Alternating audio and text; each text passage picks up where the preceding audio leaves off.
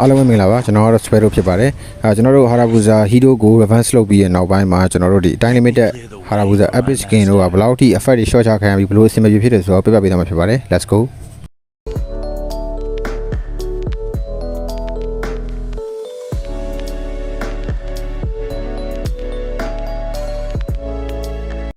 ဒီဗီဒီယိုကဆိုလို့ရှိရင် Hayabusa player စစ်တင်ရဖြစ်တယ်ဆိုလို့ရှိရင်ဒီဗီဒီယိုဟာတင့်အတွက်အရင်နှင်းခံစားချက်နဲ့ထပ်တူကြမယ်လို့ကျွန်တော်မျှော်လင့်နေ။ဘာကြောင့်လဲဆိုတော့ Hayabusa epic skin ဟာတစ်ချိန်ကအရန်ကိုလှပခဲ့ပြီးတန်းဝင်တဲ့လူတိုင်းလိုချင်ခဲ့တဲ့ skin တခုဖြစ်မယ်ဆိုရင်ကျွန်တော်ပြောတာမလွန်ဘူးလို့ကျွန်တော်ထင်ပါတယ်။တင်ရ MMB player တယောက်ဖြစ်တယ်ဆိုလို့ရှိရင်ဒီ skin တစ်ခုကိုတော့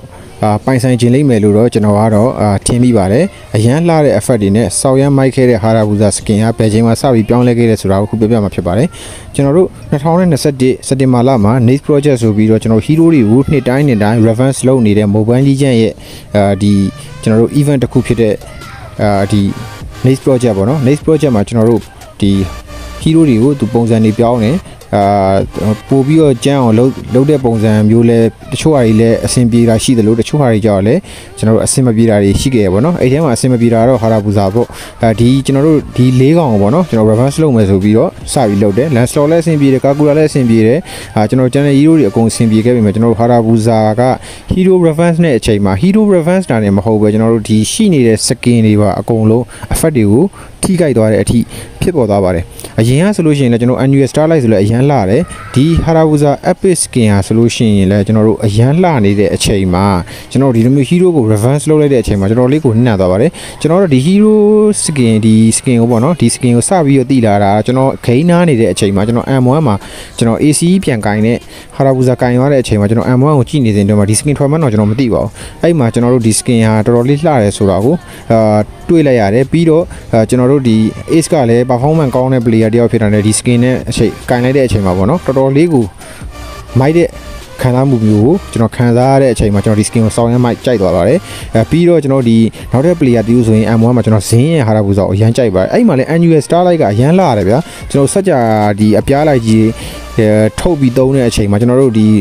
player ရဲ့လက်မြန်မှုနဲ့ဆိုရှင်ရုပ်သွားတဲ့အချိန်မှာဒီစက်ကြတွေနောက်ကနေလိုက်သွားတဲ့ feeling ကလုံးဝ Hayabusa player တယောက်ရဲ့ခံစားချက်ကစောက်ရမ်းမိုက်တဲ့ဒီ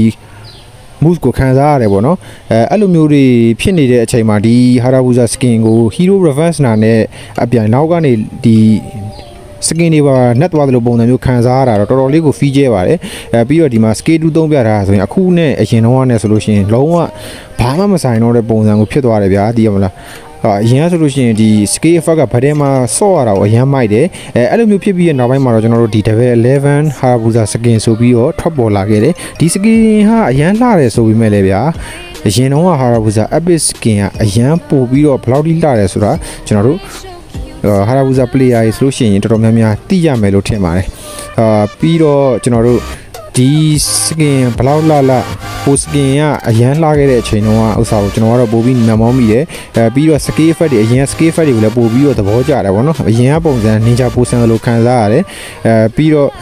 ကျွန်တော်တို့ကဲမွန်တော့အများဖြစ်နိုင်ခဲ့မယ်ဆိုရင်ပေါ့အဲ့ဒီအရင်တုန်းက